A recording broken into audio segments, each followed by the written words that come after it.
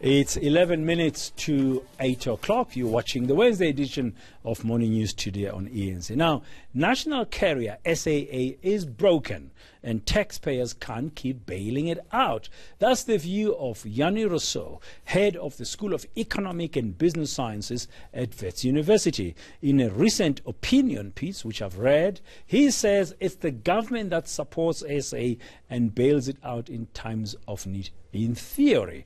But in practice, it's the country's struggling taxpayers, that's you and me, who are footing the bill. Professor Rossouw is with us this morning. Prof, good morning and thank you very much for your time. In your opinion piece, you're making it very clear that, over the past 20 years, it's billions and billions of rand that have been plowed to SAA, and it's really all about vanity, and that, in fact, it should all be packaged up and sold, but we might be too late for that. A few years ago, it could have been sold easier than in the past. What's the solution?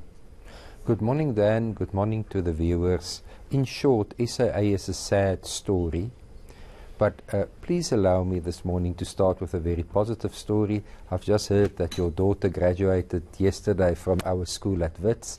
Please convey our congratulations to her and to you. We all share in your joy, and we wish we could have had the same joy about SAA. But SAA is a deep and sad story. As far back as 2016, I've said that SAA should simply be given away.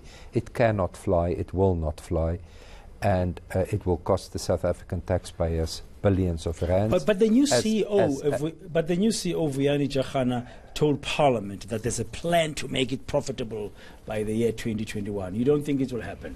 It will simply not happen. SAA is really in too bad a state all over.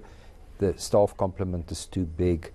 The company has been mismanaged for too many years, and the plan is really not that clear. 6 months ago, we've heard that it would be profitable by 2020. Now it's 2021. Each year, it moves on one further year.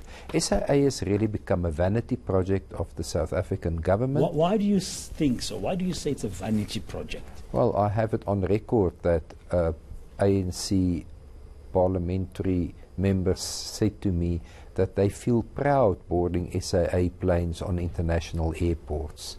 So we are paying for them feeling proud. And really, we can use these billions of rands much better, for instance, to build houses for people in dire need, or to help our education system, or many other needs, rather than to keep a dying airline in the air. Now, what would you suggest we do now? It's been broken for some time. It needs about 21 billion rand to keep running, and SAA is again appealing to Treasury to bail it out, and it's been going on for a long time. So what do you do with it? Who's going to buy SAA at this stage, in the sad state that you say it's in? Dan, we have this strange situation now that the Minister of Finance, Professor Mboweni, has said that there are no holy cows and SAA should be viewed as such. President Ramaphosa has said we cannot afford to close SAA.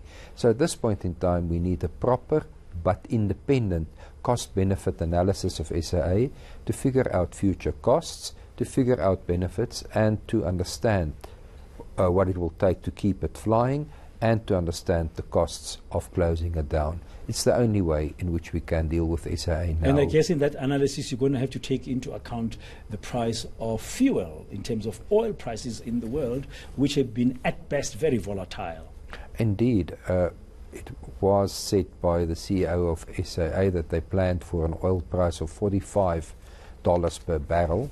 Now, that is completely inappropriate. If you're in the airline business, you have to have scenario planning with various oil prices feeding into it to understand the impact on your business of higher and lower oil prices. And very briefly, this independent assessment you are calling for, how critical and urgent should it be taken, should it be held, in your view? Sooner rather than later. We would ideally want the answers before next year's budget, which we expect in the third week of February. Okay, hopefully somebody in government is listening or is going to be reading your suggestion, and they might take it into consideration. Thank you very much, Prof. That's Professor Jannie Rossouw from Wits University.